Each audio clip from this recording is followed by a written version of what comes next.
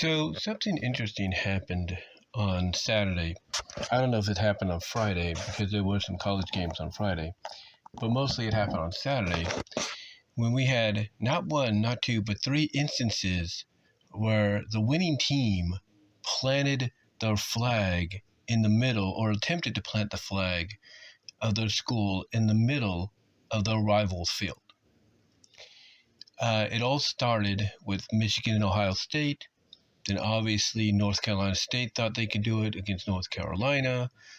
And then Florida tried to do it to Florida State. Now, the whole situation, people look at this and they're like, this is beneath. In some people's eyes, it's beneath the players. It's beneath the coaches, to do something like this. Like, it's classless. And I understand exactly where they're coming from, but what you have to understand is sometimes when a school does this to the rival, it is basically, their way of saying, hey, we are still better than you, or hey, we finally beat you and we did so on your home turf. And that's basically what it is. It's an act of dominance. It's an act of, hey, we're marking our territory. That now your stadium, your field is ours, and so on. And this is especially true for a team that is now on the opposite side of the spectrum when it comes to win-loss records. Florida did it with Florida State because last year Florida State was, on the top echelon of the college football world, one of the top teams. And now this year they're on the outside looking in because of their 2-10, maybe 2-11 record. And Florida was always on the outside looking in, whether they were bowl eligible or not, when it came to the rivalry game with Florida State, either at home or at Florida State itself. So it's understandable that Florida, for the first time, I think in a couple of years, not only wins the rivalry game against Florida State, but they want to make a statement, in the Seminoles' home base by sticking and planting the flag right in the middle. And it's understandable that they'd want to do that, because now they're telling Florida State, hey, you ain't as hot as you thought you were, and we just proved it on your home turf. The same with North Carolina and North Carolina State. North Carolina State needed to win to get bowl eligible. If not, they'd be on the outside looking in, because UNC was already bowl eligible. So for them to win it on North Carolina's home turf, again, it's basically the team proving to the rival, hey, you're not as good as people build you up to be or hype you up to be, and we just proved it on your home turf. And then you look at Michigan, just like Florida State, they were at the top echelon of the college football world last year. I think they were the national champions, and now they go from an undefeated record to a 7-5 record.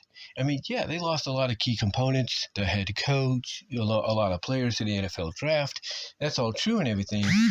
And I do apologize for that vibration there. That's a notification by Facebook Messenger. And you will hear those sometimes when I do audio recordings with my phone. You'll hear notifications and stuff.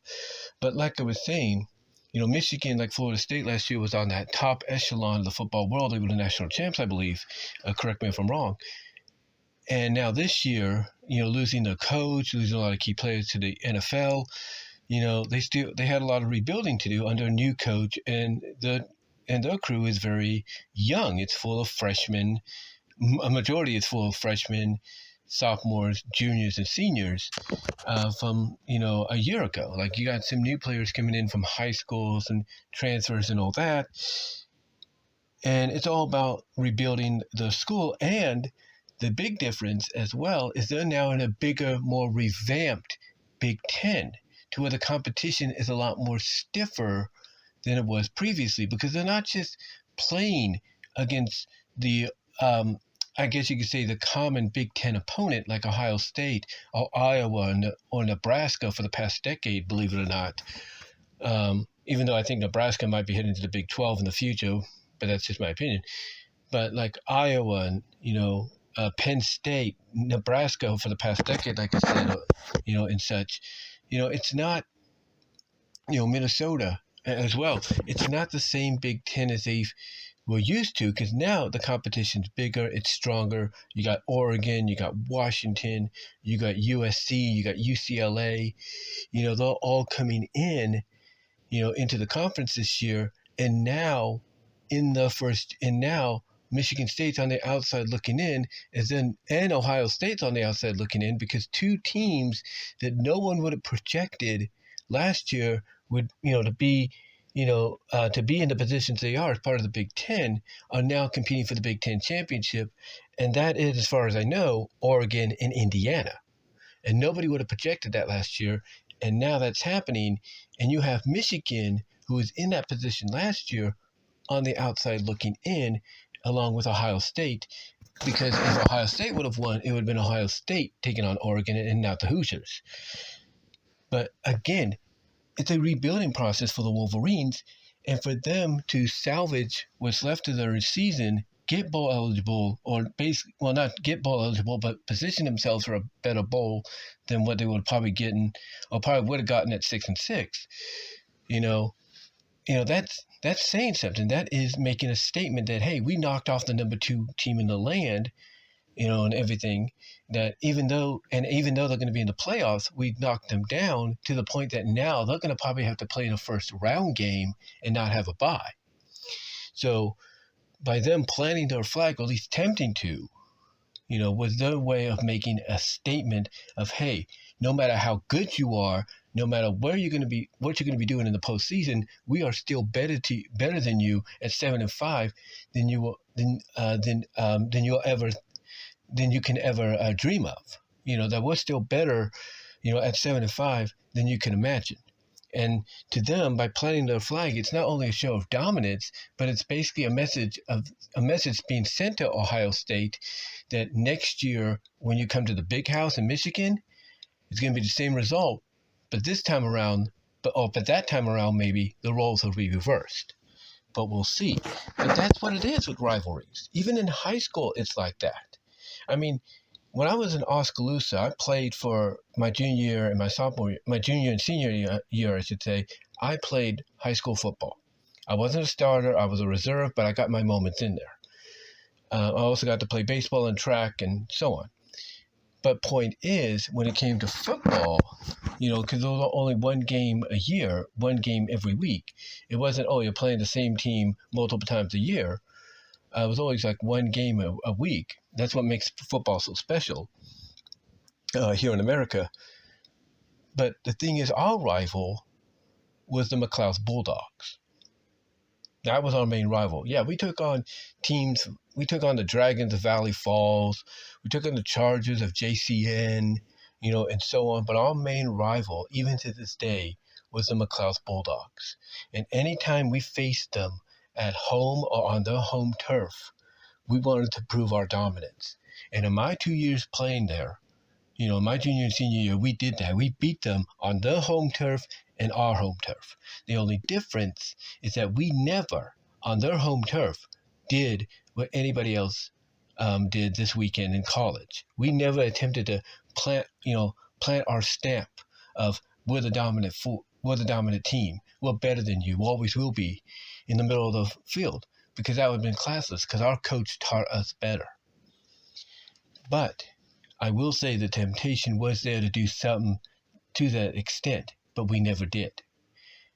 And you know what's crazy? High schools are known to do that as well with their rivalries. Not just the ones I just mentioned that I took part in, but they've been meant to do that with other rivalries.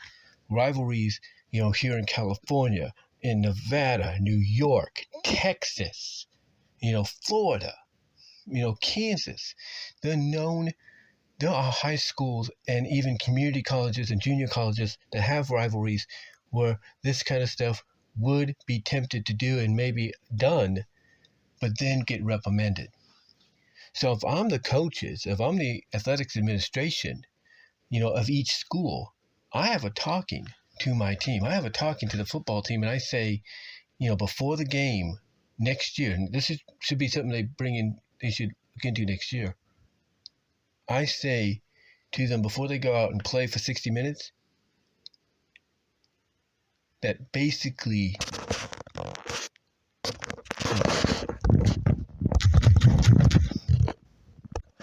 sorry about that. That's kind of what happens when you got to take care of a few things here and there. But anyway, like I said, there are colleges, not colleges, but high schools across the country that are tempted to do stuff like that. If not trying to find a way to, insert their dominance, or at least send the message of, hey, we're better than you always will be, and that you're not all that. But like I was saying, do I think maybe the coaches, maybe the athletic administration need to set some rules? Yeah. I think the athletic administration needs to set rules starting next year. Even the NCAA should do it and say, look, this is not going to be tolerated. This is about a game of sportsmanship and everything. It's not going to be tolerated. So if we ever see something like this again, you'll be fined. Your school will be fined. You might lose scholarships. Put some kind of levy of punishment on there to where it ensures that the school won't do that. The players won't do that again, no matter what the sport is. And I think that might work. I'm just trying to think of the things I'm going to say. I'm kind of doing this late. I do apologize, but I'm trying to think about the things I'm trying to say here. But as well as I'm trying to do this as best I can without interruptions and certain things, if you will. But anyway, like I said, set some rules. Put a levy of punishment if you have to on them. Say this is not going to be tolerated, and if it is, we'll fine your school. We'll take away scholarships. Heck, take away the bowl eligibility. If the team's bowl eligible, take away any chances of them going to a bowl, even if they have a winning record. To me, those are suitable punishments. And, and again, it's not just football. It could be levied to any sport. If it's college baseball and they do it, say, hey, we're going to have the same kind of levy of punishments. Fines, removal of scholarships. Heck, have them banned from the postseason for that year because of what they did. Same with the NCAA basketball and so on. But at the end of the day, what this really is just a show of dominance and a show of, hey, it don't matter how good you are. At the end of the day, you are still the same losers, in our opinion, that you've always have been, and we just proved it on your home turf. That's why you had the situation in Michigan and Ohio State. That's why you had the situation with North Carolina State. That's the reason you had the situation with Florida State. It's mainly because of the fact that they wanted to prove their dominance once and for all on the home turf, or also just prove that things have changed and that they know that the team they beat is no longer the proverbial powerhouse that they're hyped up to be, and not just like everybody else. And that for a team like Michigan, a team like Florida, a team like North Carolina State, beating teams like Ohio State, North Carolina, and Florida State on the home turf is just the first step in rebuilding the programs to where they should be or where they were previously. And in the case of Michigan, just a year ago, back to that status. But do I think some rules and leviesness should be brought down? Absolutely, I believe that. And again, I think the levy of punishment should be fines, removal of scholarships, maybe suspending players from postseason play, or even removal, or even taking away any chances of being in the postseason, like bowl games, World Series, regional playoffs, to get to the World Series, the NCAA basketball tournament, and so on. I think those should be punishments, that get brought down, and, just to ensure that stuff like this never happens again. But that's just my take on the whole situation. What is yours? Let me know down below in the comments, as well as in the live chat during the premiere. Like the video, ring the bell for notifications, subscribe to the channel, click on the links in the description to check out all my content wherever you can find it. And until next time, guys, I'll talk to y'all later.